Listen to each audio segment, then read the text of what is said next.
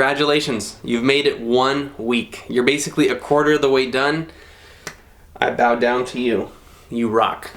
In today's smoothie, we're gonna mix it up a little bit more. Mix it up. We're gonna use some wild dandelion greens. Now, I'll confess, these aren't wild. I bought them at the store. Which is kind of like breaking my own rule because I'm a wild edible guy. I have lots of videos and resources on wild edibles. I have a book called Wild Edibles. Check that out on Amazon or wherever you get your books. I love wild greens because in my opinion, wild is even better than organic. Wild greens haven't been tampered with by humans. They are as nature intended. So these dandelion greens are essentially the origins of lettuce. Thousands of years ago, before we had green leaf lettuce and red leaf lettuce, there were dandelions, and they're like the great-great-great-great-grandfather of lettuce. And they exist today as they did and as they were intended to exist. Wild edibles have longer root systems than even organic plants. They're able to go down with their roots below depleted topsoils and draw out more vital nutrients and minerals.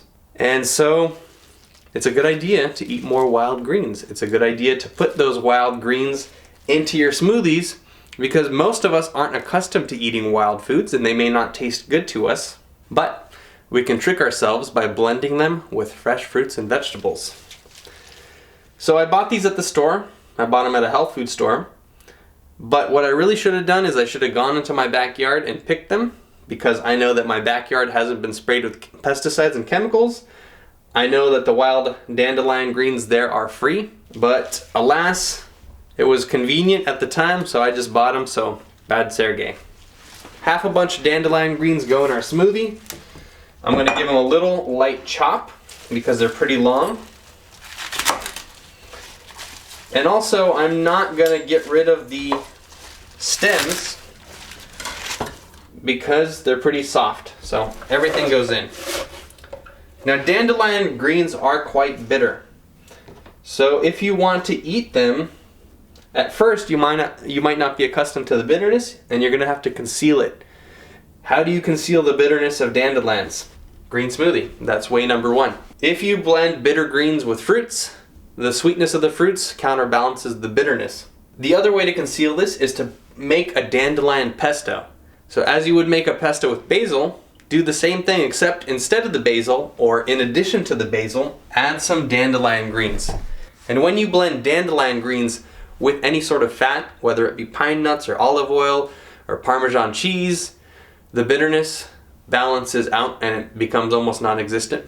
Bitter flavors are essential for our digestive organs, for our liver, our pancreas, that kind of thing. So it's very important that we get them in our system, which is precisely why this smoothie is going to benefit us that much more.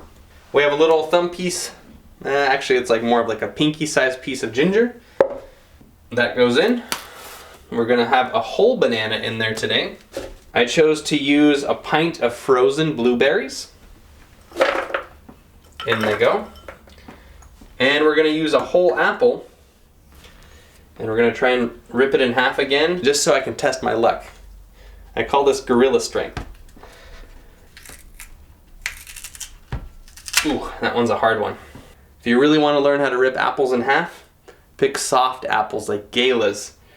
This is a Fuji. It's like a very expert level ripping apple. So the softer the apple, the easier it will be to rip. Ooh. Not so good this time.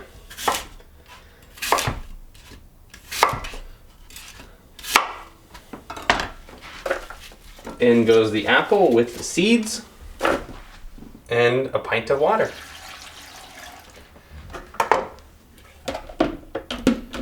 And we blend.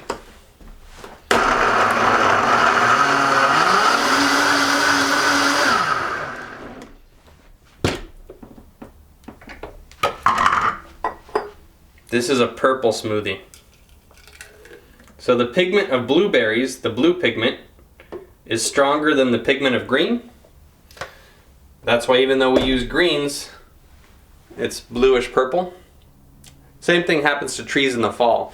The green pigment of the leaves burns out and we're left with oranges, yellows, and reds. So day 7, here we go.